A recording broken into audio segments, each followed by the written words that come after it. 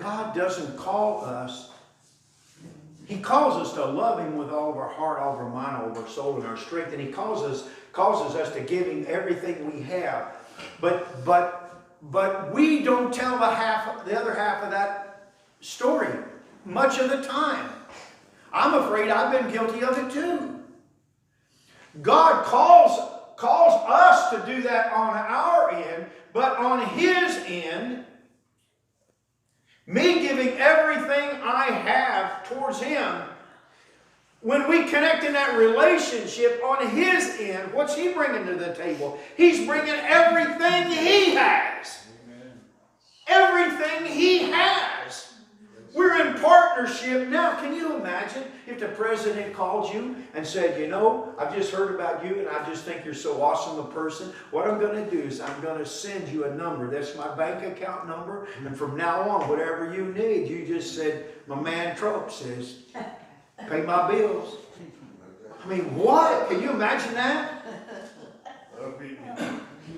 I mean, that'd be something, wouldn't it?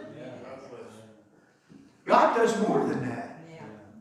He says, I'm going to make the way for you. I'm going to see that you got food on the table. I'm going to keep your lights on. I'm going to do all those things for you, but I'm going to do more than that.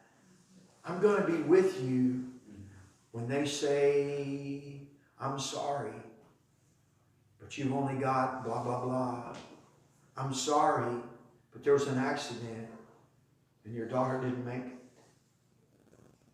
I'm sorry, but the baby's going to be Downs. We need to abort. He's going to be God through all of that. Yes. But more than that, He's going to be a God who can change every outcome. No matter what it's like. No matter what they tell you is true. We once got a call from Pastor Dan. That's a man who was pastor 12 years and 5 months before I was. We got a call. His daughter is in Florida, and she's pregnant, and now they discover that the baby is almost certainly Down syndrome, and they're saying this child may never have a normal life, and they're saying, have you considered an abortion? And she calls, Dad, what do I do? You know, the doctors. There's a saying, you're the doctor. You ever said that? They said, well, you got to come in and cut off both hands and put a ring in your nose. Oh, okay, you're the doctor.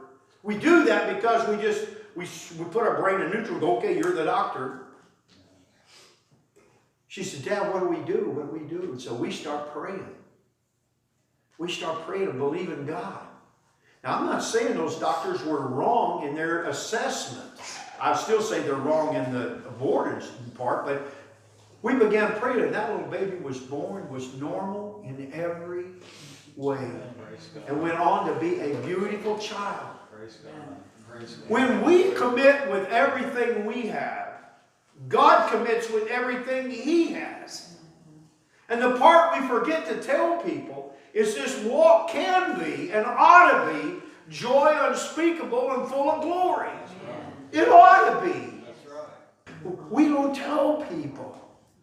We don't tell people, yes, God wants you to love Him with all your heart, all your mind, all your soul, and all your strength. He does want you to submit to Him willfully, consciously, purposely, in everything. He does do that.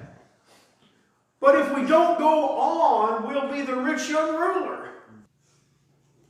See, the rich young ruler didn't have this understanding, and I'm trying to share with you. The rich young ruler didn't have this vision that I'm trying to share with you, because if he had, he would have gone and sold everything he had. He would have given it to the poor, and he would have come back and followed. And I believe that God in His mercy may have given him more than he ever had, that he ever gave away, because God is that kind of a God. But He takes us to that place, to that moment of decision, that trial. Am I going to give in, or am I going to fold my tent and leave, or am I going to follow?